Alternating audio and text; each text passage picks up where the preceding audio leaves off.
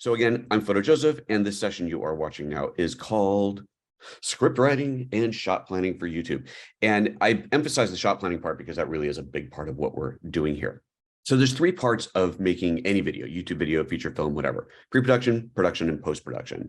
And the part we're focusing on here is pre-production and a bit of production. We're not going to, obviously I'm not showing you how to set up cameras and lights, that sort of thing, but I am going to be talking about a lot of the things that you do up until the last moment before you start rolling, and actually part of what you do after you've shot, part of the whole capture and ingest process of your footage, because I think it's really valid to share that, even though that's kind of sort of technically post-production, but I'm including it in here because I think it's really valid. So primarily focus on pre-production and production part of it. So here's the agenda. This is what we're running through today. First, we're going to talk about what I do with my random thoughts, because everybody has random thoughts and you got to figure out what to do with those so that you don't lose those random thoughts and end up not being able to do a video.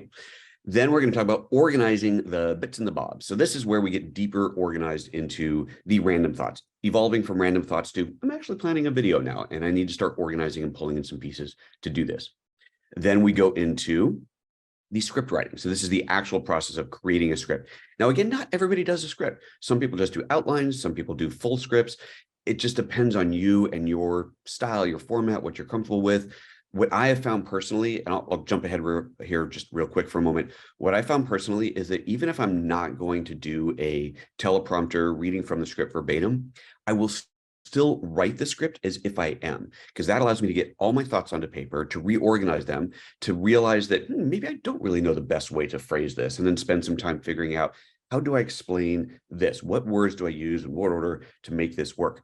And when it comes time to doing the video, if I'm not doing it as a script read, I'm actually just kind of talking to the camera, I have the script as an outline, a very detailed outline in which I've already formulated all my thoughts and I know exactly how to describe things. And then I probably throw it all the way at the last moment, but at least I started with something. So that's part of that. All right, back to the list, generating a shot list. Again, your video might just be you talking on camera and insert some B-roll. You don't need a shot list, but for some projects you do, because there's a lot of different shots to get. And the project that I'm going to be showing you pieces of here is actually a project that I'm currently working on, have been working on for several months, and it will be many, many more months until it's completed. It's a big video, and because it's so big and complex, I have to have everything super, super organized, or when it comes time to finally edit it, I'm going to be going, I'm missing things that I'm going to have to go back to shooting and so on. So having this shot list is going to be super, super important. The teleprompter. I already said that sometimes I do things off of a script, reading the script verbatim, and sometimes I don't. When I do, I'm using a teleprompter, so I'm going to talk about the process of that, mainly about the software that I'm using for that. Then, come on, next slide. Hello, there we go. Then the slate. And the slate is how you mark a shot with your scene, shot, and take number. Again, this is way over the top. Most people doing just YouTube videos would never do this. This is like a Hollywood level type thing. But I really like it. Once I started doing that, I found it a really powerful tool to keep organized, especially when shooting things out of order. So using the slate has become a really important part of my workflow. So I'm going to talk a bit about that. Timecode. Timecode is, again, one of those, most people don't need it. Most people don't use it. But once you start using timecode, it's kind of hard to go back to not using it. It just allows me to keep everything super, super organized and knowing exactly what shots go together and how they line up. So we'll talk about that process, but I'm going to talk about my timecode experience. And then the actual act of capturing the video and audio. How am I doing it? What am I recording to? A little bit about formats. So we're going to talk about that. And then offloading. So this is the part I said is kind of technically post-processing, but the process of getting the footage from the cards into the computer, which is actually a lot more involved than you might think, the way that I do it. Again, totally over the top, but there are some things in here that I think you should take away for sure out of that process. And that's that. So let's start in with the first one, which is the random thoughts. I'm an iOS user, Apple user through and through, and the little Apple Notes app that is on your iPhone, on your iPad, on your Mac is brilliant. It is a really good little app for organizing just your random thoughts. So this is the, I just had an idea. Grab your phone, jot it down. You have not only the ability, obviously, to put your text and formatting, include links, include pictures, include basically everything you would want to, but there's a really cool feature that was added, I don't know, maybe a year or two ago, not really sure, basically hashtags. You put a hashtag into a note, and you now have a clickable link that will allow you to organize and find all of those related notes. So for example, I have a hashtag called YouTube video. So whenever I have a thought about, ooh, this would make a good video, it always gets that hashtag YouTube video. So I can just click on the little search, show me just those hashtags. And you'll see in the screenshot here, the way that the search works, it's a deductive search, so a reductive. Anyway, I can cross out one. So like it says QBO is crossed out because I don't want to. I'm in a hotel and apparently someone's knocking on my door. Because I don't want video, I don't want any notes that are related to QBO, but I do want them for the YouTube video, so you can kind of click on them and do it that way. So it's just a really simple way to organize. This is not advanced. Hold on one second.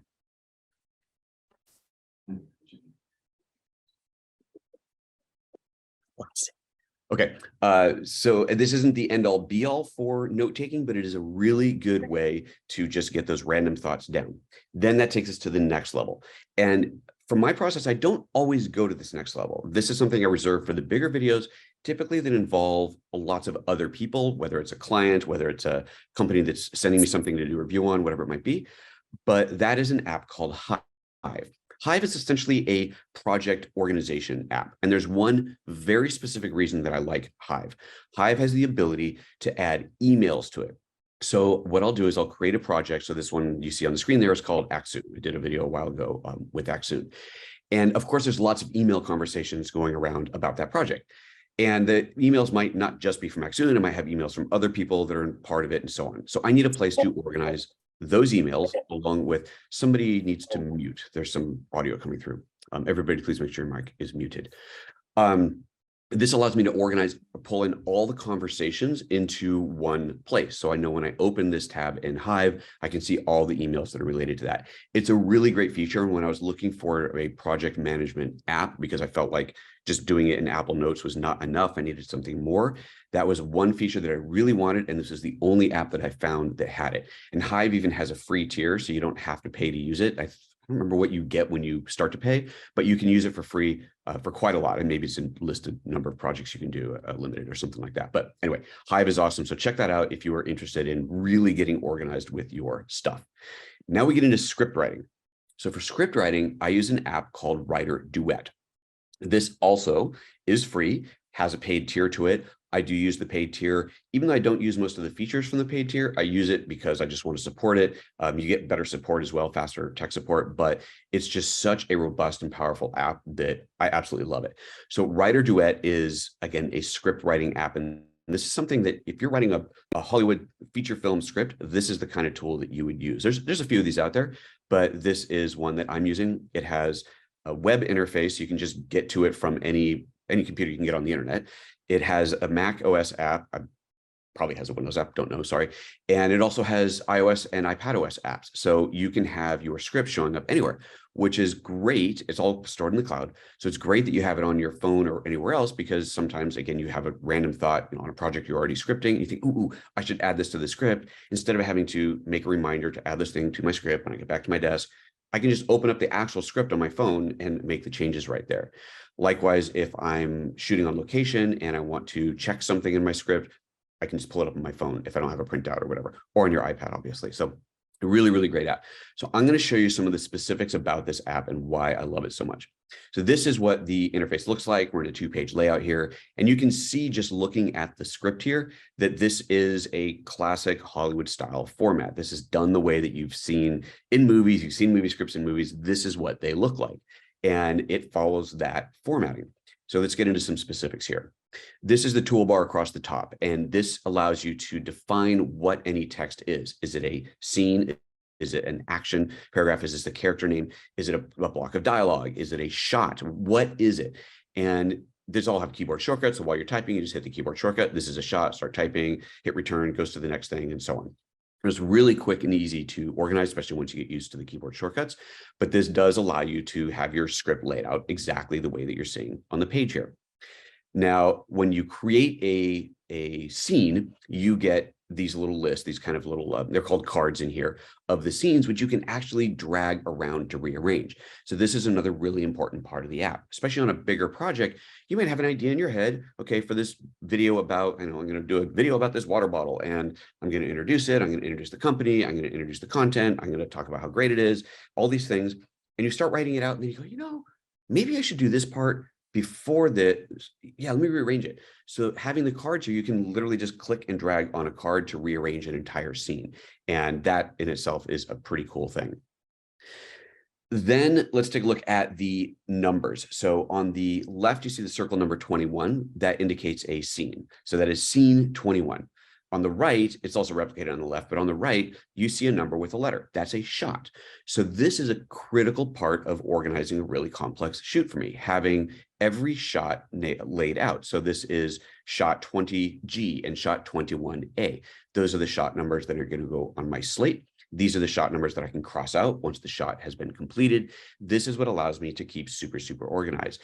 So this all can be automated, right? So when I add a new scene, it automatically goes to scene 22, 23, and so on. As I add a new shot, remember that whole thing in the beginning with the toolbar, the keyboard shortcut, I can click on the command to make it a shot, and it automatically appends that letter to it. So it's super organized. And of course, if I rearrange things, they automatically get renumbered, so they're kept in order. So this is a really great part of that process. And you're going to see in a moment that we can filter out our script to show us just the shots. And that's how we develop our shot list. The naming. So every character has a name, and most of my videos is just me, right? So it's just Joseph, or it's Joseph as a voiceover. This is, again, very useful for me when I'm doing my recordings, so I know what portions of the script I have, I'm going to actually be on camera talking to the camera, and what portions is going to be some B-roll or something cut away to something else. And again, just labeling that out. And when you start to type it, it automatically fills in the VO. And so it's kind of, it's expecting you to have VO in there. So that's how that gets organized. And of course, if you do have multiple characters, you're bringing in guests, you've got an actor for a shot, then they would get their names on there as well. Then let's see, what is this doing? So this is how we start filtering out the script. So I've got a completed script, and now I can filter out and show only certain pieces of the script, which allows me to make prints or export PDFs or whatever without the entire thing, just the parts that I want. So here's why this is important. We'll start off with a scene. So if I just show the scenes, and this is just a very simple outline of the entire project, I can look at it, again, PDF it, print it, whatever, but I have this outline of just the scenes. Maybe the scenes on its own isn't terribly useful. So let's add in the characters and the dialogue.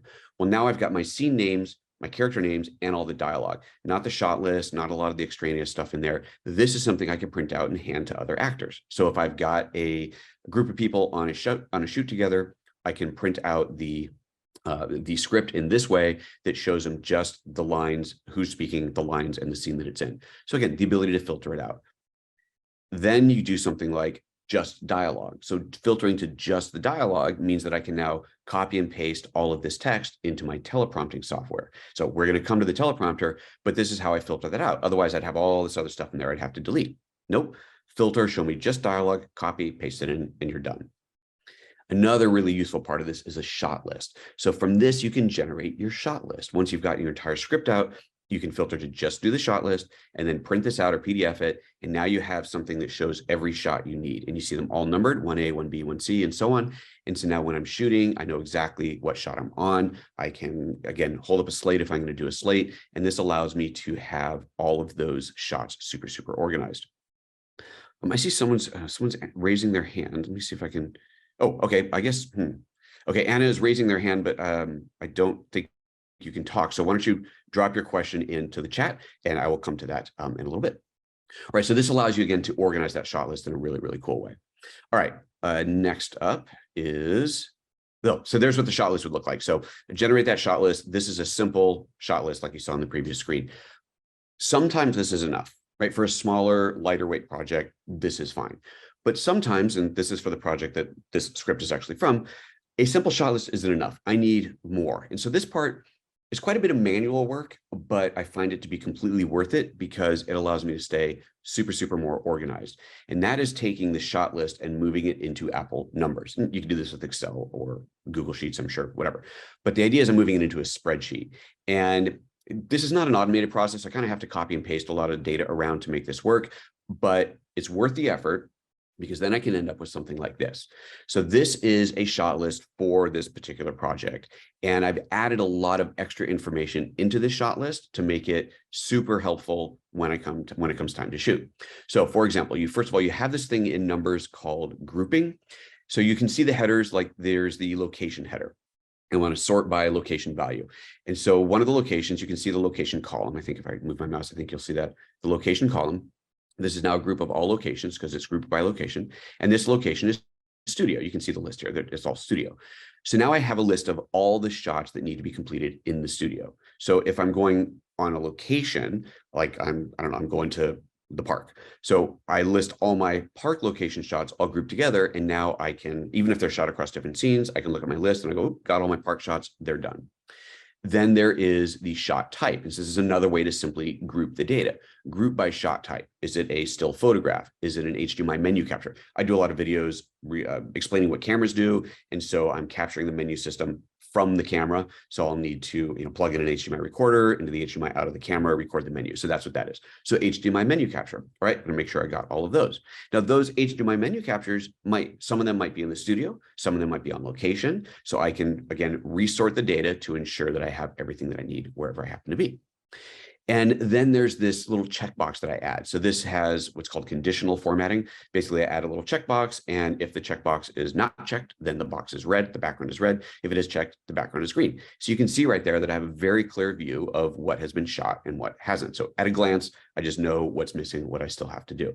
This level of organization, again, it's a little bit much, but it does allow you to stay super organized on these really big projects.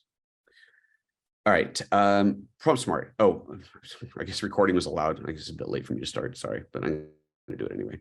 All right, so Prompt Smart. This is the software that I use for the teleprompter. There's lots of teleprompter apps out there, and as far as teleprompter hardware, I'm not even going to begin to recommend brands. They just go on Amazon and you search. But these days, what a lot of folks are using because it's so affordable is take your iPad or your iPhone, take an older iPad if you've got an old one laying around, and use that as your teleprompter. So it lays under the mirror. In a teleprompter rig, you've got your camera, you've got a little mirror with it that is partially reflective. You lay your iPad down here. The iPad teleprompter app will automatically mirror the text. So when it's in the mirror, you can obviously read it normally.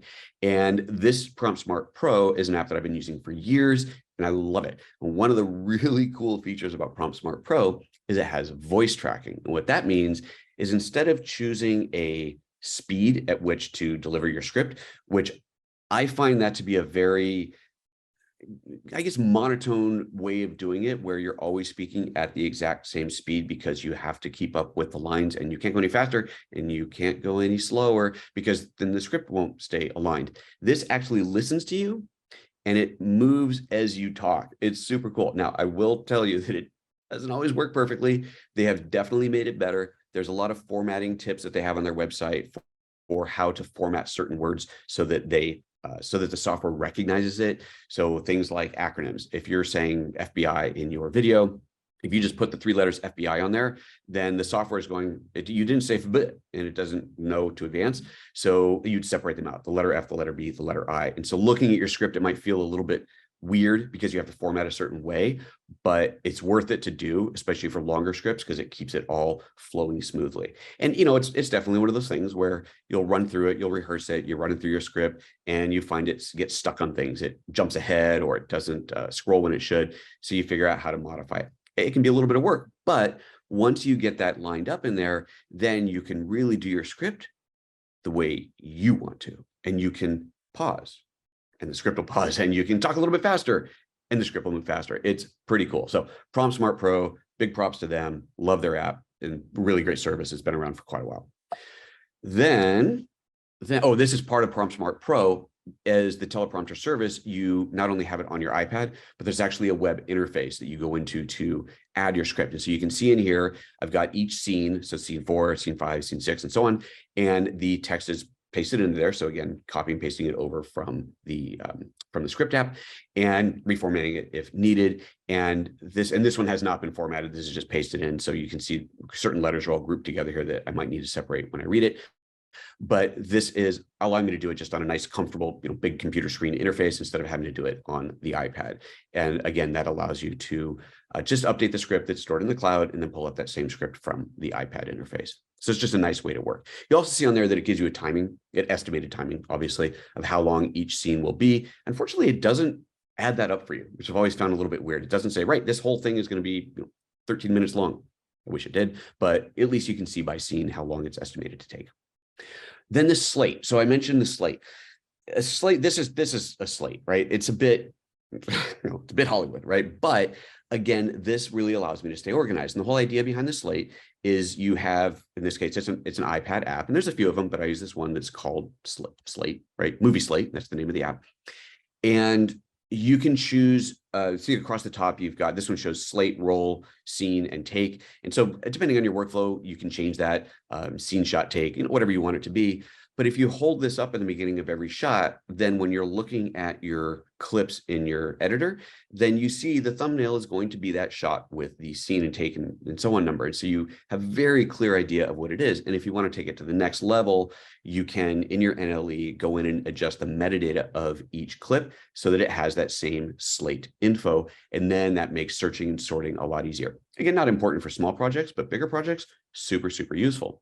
The cool thing, one of the many cool things about this Slate app called Movie Slate is that it runs on iPad and iPhone. And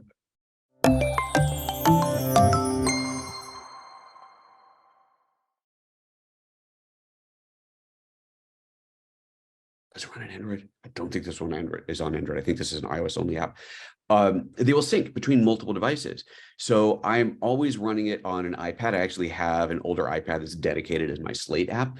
But then if I'm doing a lot of close-up shots, let's say I'm doing a video where I'm doing a product demo, I got a thing on my demo desk. And so I've got close-up shots of that. Well, I need a slate in that, and an iPad slate is physically too big to fit into the shot. So I will connect it to my iPhone. It mirrors the data. So if I advance to a new shot number on one slate, it automatically advances on the other. And then the iPhone, much smaller, I can get in there and kind of weasel it into that shot so that it shows up in the camera. So super useful to be able to do that. I love that about it. You'll see that this also has timecode, which if you're not using timecode, then it would just be set to time of day. And just that in itself is useful, right? You look at the shot, you go, oh, this one was shot at 3:52, and then this one shot at 4:15, you know the order, whatever, could be useful. But if you are using timecode, then you can actually get the timecode from your timecode system into here if the timecode system you're using is a Bluetooth one. And so that is where my next step is. That is the timecode system that I use.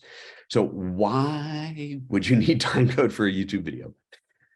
Timecode, if you're not familiar with it, first of all, let's just lay that down. The idea of timecode is it's hours, minutes, seconds, frame. It's a clock, and you can see on here, 13, 29, and 12 frames. So this is a clock showing it could be time of day. It could just be a random, I'm going to start the timecode now at 0, whatever you like. And this allows you to embed that data, that timecode data, into every shot. So not only do you know exactly when each shot was done, and for that, all you need is to set the time of day on the cameras, and they're all like, they all started around 4:13 p.m. Okay, that's all the same shot, right? That's all the same scene. This allows them to be perfectly aligned frame by frame, so that if you're doing a multicam edit, when you bring them into your NLE, whether you're using Resolve, Final Cut, or Premiere, doesn't matter, the NLE will look at the timecode and line them up so they line up perfectly. There's no mistakes. There's no slipping like this is out of sync. Can't happen. Timecode keeps it perfect.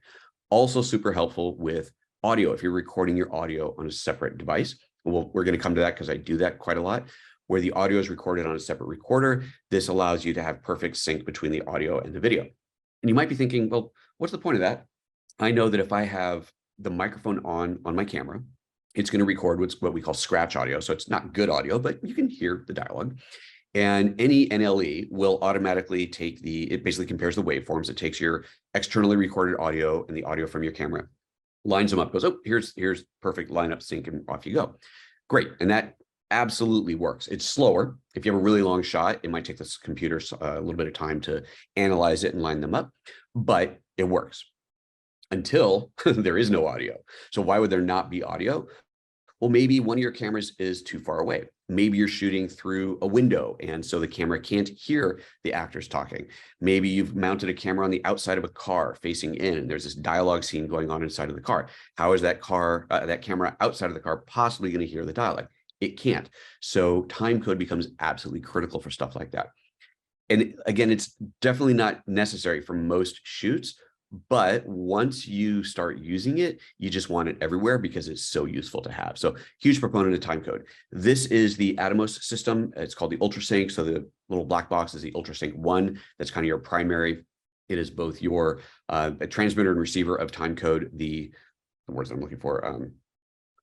Anyway, it can both transmit and receive timecode. The blue one is a Bluetooth one. So that can also create timecode, generate timecode, and be a receiver of timecode. And it has Bluetooth in it, so that's the one that would sync up with your iOS apps.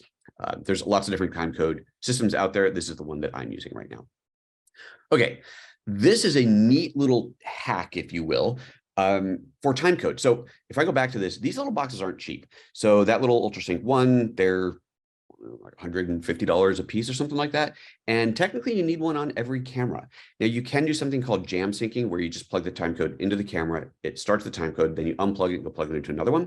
And now each timecode has been, each camera has been given the correct timecode.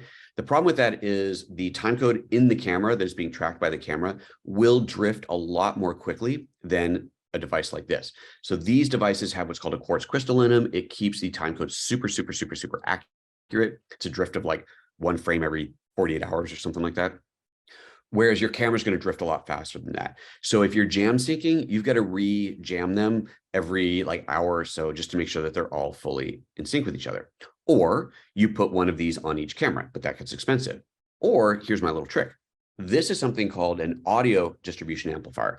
This is meant for you to plug in some kind of audio and then have multiple outputs of that same audio. So, you know, I'm going to feed my iPhone, my iPod, people make this anymore. I'm going to feed audio into a bunch of different speaker systems. So I plug the source, the iPhone or whatever, into the input on this, and then I have multiple outputs.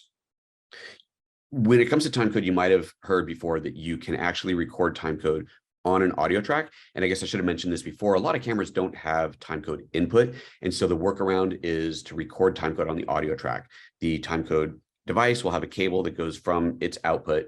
So if I go here, the little gold point on the side there, its output into the audio port on the microphone port on your camera, and it lays down a timecode track as audio. And if you just listen to it, it just sounds like garbage, or squeaks like that. But your software will convert that over to actual timecode. So that's how you get timecode on pretty much any camera. Well, using that technology, that capability, you can use this to distribute timecode to a lot more cameras for a lot cheaper. So this has 5 outputs, but they're stereo outputs. So with a mono to stereo splitter, you can actually have 10 outputs. So you have 1 timecode generator plugging on the input, and then you have 10 audio lines out that you can plug into 10 cameras, all from 1 generator. So it's basically for the cost of 2 timecode generators, you can now send timecode to 10 different cameras. It's a pretty cool way of doing it. And that's what I do in my own studio. Okay, video and audio capture. How do we actually record? Lots of different ways to record. You can obviously record in camera. I tend to record to external recorders quite a bit. I like to record to ProRes or even to RAW, ProRes or Blackmagic RAW. And the audio, again, can be recorded in camera, certainly, but I tend to record it externally, primarily because I can record in 32-bit float and get a much more dynamic range and ability to correct for any errors, you know, if I shout or something, or I talk too quietly, or just simply the microphone's not adjusted right. More often when other people are involved, then it's just yourself on camera talking. But regardless, when you have that capability to restore the audio from 32-bit float, it's kind of like timecode. Once you go 32-bit float, it's kind of hard to go back because you're just like, God, this is so good. I really don't want to lose this. So that's generally how I do things.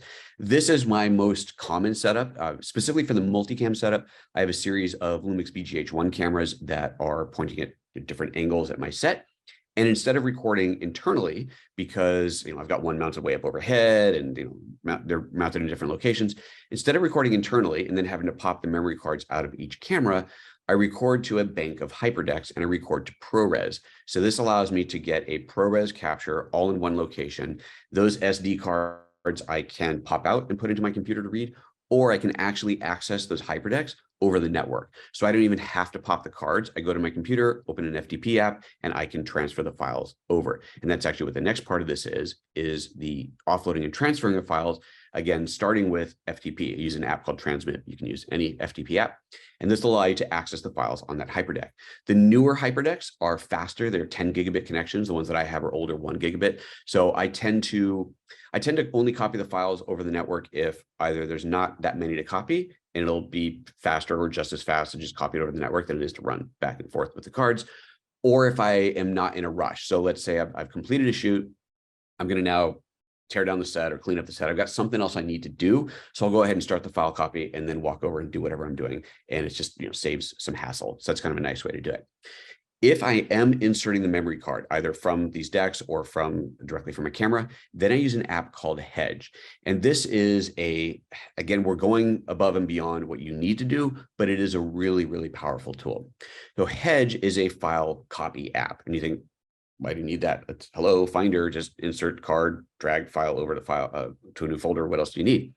This does that and beyond. The most important thing it does is a file checksum. So it is comparing the files that were copied to the file that was on the card and ensuring bit by bit that they are identical. If you've ever done a file copy and then wiped that card because you thought, oh, I've got the file, and then you go to open the file and it doesn't open, then you can understand the importance of having a check on the file. So Hedge will do that. It verifies everything that's copied, ensures that it's flawless. It also allows you to rename the files on copy. And this is a really important part of this. And this is where we get into another one of my kind of ridiculous, crazy processes. Before I go into that, I see there are some questions here. So let me just roll down real quick and see if I want to hit these now. Sounds like a lot for small projects, but if you get used to it for small projects, I'm sure it's a game changer for big ones. Absolutely. Absolutely. Okay. Somebody's saying only available for iOS. I think they're probably talking about the Slate app. Anyway, okay, so here's part of my file naming, file organization process that is absolutely above and beyond. It's absolutely a bit mental, but I love it. It's kind of cool. So here we go. Starting off with the media itself. So you'll see this is a variety of different media that I have that I own, and you'll see I've written on them. So PJ43, PJ33, PJ50, PJ49.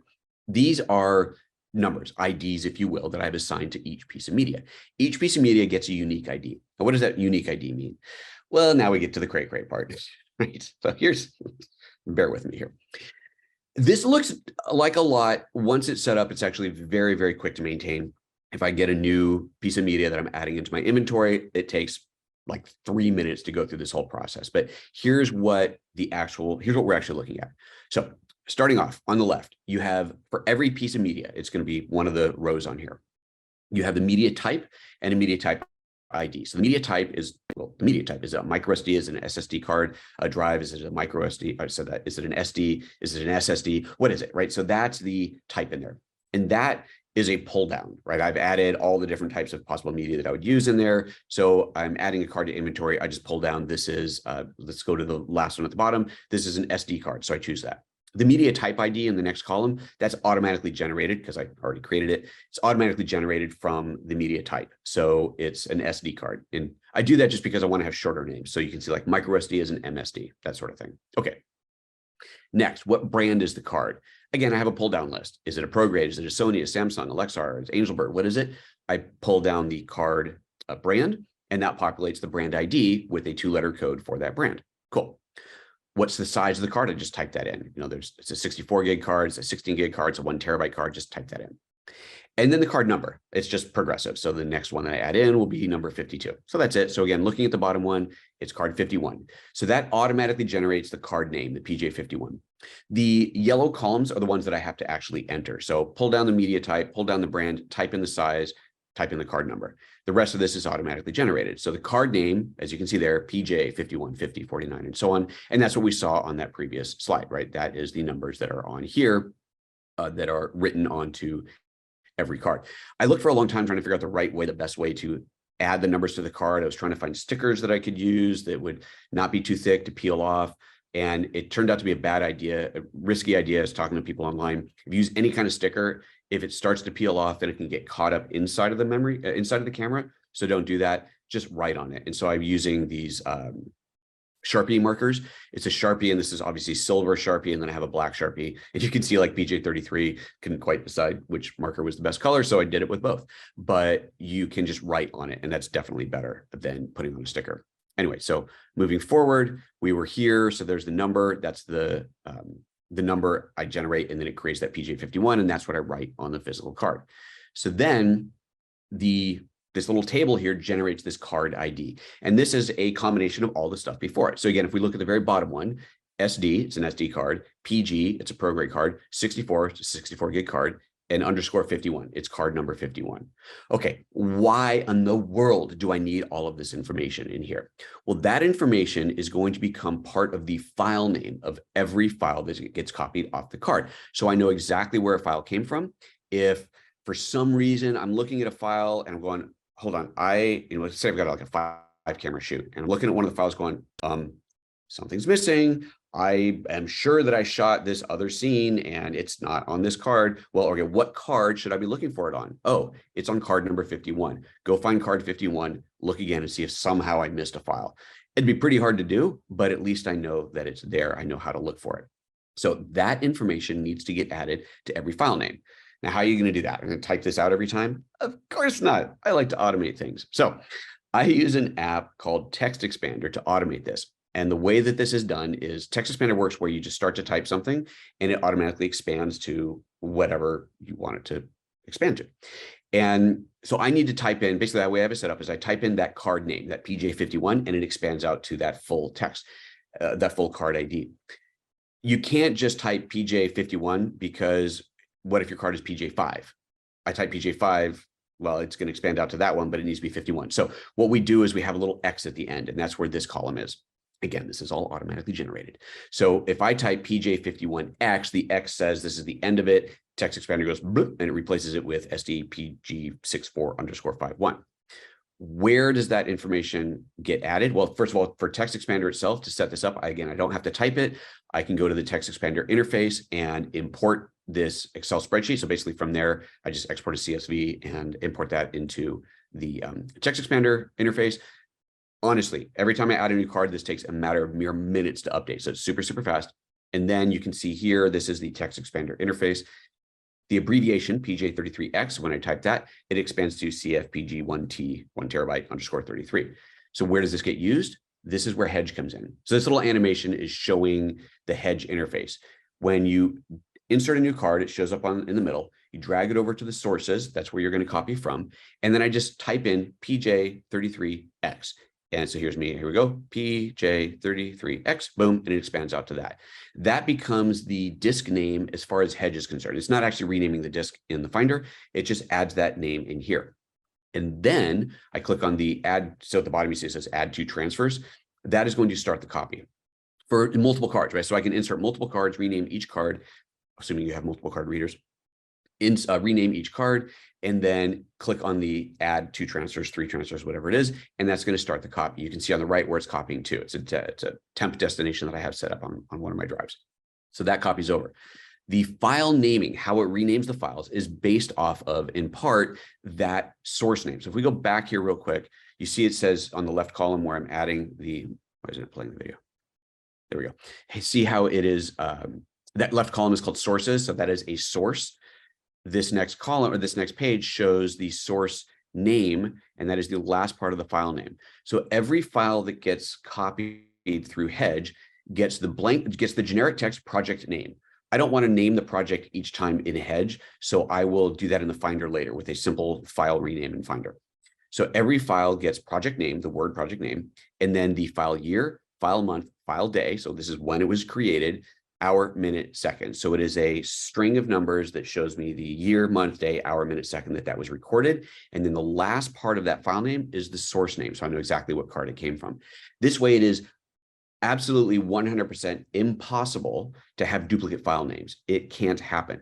If all you're doing is copying the files off of your card and leaving them named IMG1234, it's not going to take long before you have duplicate file names. And when you're trying to find that file, something's gone offline, it's gone missing, it's a nightmare to find. First time you do that, you go, file renaming, really useful. And this process ensures a complete and total impossibility of having multiple duplicate file names. So this is the way that I do it. And then again, just looking at the file name, I know when it was shot, what project it was from, right? What project this belongs to, exactly when it was shot, and the card that it was shot to. So super awesome. All right, let's see here. Next up, no, that's just a recap. Then we're going to get into some Q&A. So this is just a recap of all the different apps that I've talked about, starting with Notes for your random scratchy thoughts that you're going to just drop somewhere. Hive for doing that more advanced organization of all the different pieces that go into a project. Writer Duet for the script writing. Again, really, really powerful script writing software. Highly, highly recommend it. Numbers for doing those more advanced shot lists, and that could be any spreadsheet app. Prompt Smart Pro for doing the teleprompting, the movie Slate for doing the slates, Any FTP software, I'm using Transmit for copying off of the network, which isn't going to apply to most people, but just wanted to share what I use. And then Hedge for that super important process of copying those files and file renaming them. And of course, if you're going to go that far, then having that little ID name in each one. So there we go. So let me now take a look at the questions in here and see what we've got. By the way, once again, that's me, PhotoJoseph. If you're not following me on all the social, please do. All right. Oh, is there a separate Q&A pod that I'm supposed to be looking at instead of just the webinar chat? Let's see. Oh yeah, Q&A. Oh, look at that. Okay, there's no questions. So you can ask questions in the Q&A. I am looking at the chat, but if you use the Q&A pod, then I guess that is the preferred way to do this. All right.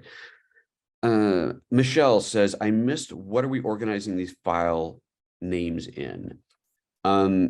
Which part of that process? So that maybe you're talking about this app, this is called a Hedge, or maybe you're talking about this naming thing, which is just a spreadsheet. So that could be anything. Again, I'm using Apple numbers, but you're probably talking about the Hedge app. Here we go. That's Hedge. So that's the app. It's called Hedge, Hedge, Hedge. Hedge. Yep. Cool. Henry Wong says, refreshing. The level of organization is somewhat insane, but it's kind of awesome. And let's see here. There's no questions coming in. All right, guys. Now's your chance. Give me the hard questions. What do you want to talk about here? We got a little bit. We have like 5 minutes, I think. So what do you want to ask? I hope this was interesting. I want to know from you guys, what did you take away from it? There's the question for you. What from this do you see yourself implementing in your workflow? And if you say everything, that's awesome. You're my new best friend. But if there's one thing you're going to go, yeah, I'm going to do that in my workflow. I want to know what it is. Please let me know in the chat. I'll try Hive and Writer's Duet. Cool. Yeah, Hive is, I forget what this type of app is. There's a name for this type of app. Let me find the screenshot of it. The columns, you set up your columns, as many of them as you want. You can see that I've got unstarted, notes, in progress, and then there's more that are not in that screenshot. And then those little tiles that you create when you add an action item, I'm not sure exactly what it's called, where you add when it creates this new tile. And you can drag those tiles around. So if I have things I know I need to do for this project, I can put them into unstarted, and then kind of like a task list with notes and pictures and links, whatever else you want. And then when it's done, I can just drag that over to the, or while I'm working on it, drag it into the in progress. And when it's done, drag it over to a completed column. So it's a neat process. I like this. Let's see. We have a question that came in. Let me get this one. The transfer and organization of files is especially useful to me. Eric says, yes, thank you. Thank you. Thank you. Let's see. Michelle, this is interesting. I like the timecode. Timecode's awesome. Any suggestions? Do you have a video to learn how to do multicam with this? I did a video a while ago on my YouTube channel that is called 5x5x, 5 times BGH1s, because that's where I'm using those cameras, the BGH1s. And I talk a lot about the multicam process in there. I don't think I'm talking about sync. I don't remember, I did it a while ago. I don't remember if I talk about how they're synced together, but that is obviously going to be NLE dependent. But I do talk very much about the process of shooting multicam, talk about shooting with timecode a bit there. So I would start with that. It's been on my mind to do another timecode video, like timecode dedicated. Oh, I did do some timecode videos probably 2 years ago. They were actually sponsored by Atomos, and that's kind of how I got into the whole Atomos timecode system. And in those, I show just how many things you can connect timecode to. It's pretty slick. So if you search on my channel for timecode, you'll find those. Leandra says, I love Writer Duet. Awesome. Maybe you can make a quick recap or enumeration of the apps. Yeah, let me pull that slide back up again. There we go. Those were all the apps that I used. The naming system, Leo likes the naming system. Thank you. Joseph says, the script writing software was really powerful, and the offloading app I will integrate too. Awesome. Yeah, Hedge is great. Just security of the files and the file renaming is both really, really cool. Really cool. Okay. Hive looks a bit like Asana. Yes. So Asana does have that same tile format. Asana, if I remember correctly, costs a lot more. And I don't think it has the email integration. That email thing was absolutely clutch to me. That was the one thing that I found that did what I needed. I needed that email integration. No matter how organized you are with your emails, if you have emails from multiple clients, multiple companies, whatever, it's trying these emails from different people, different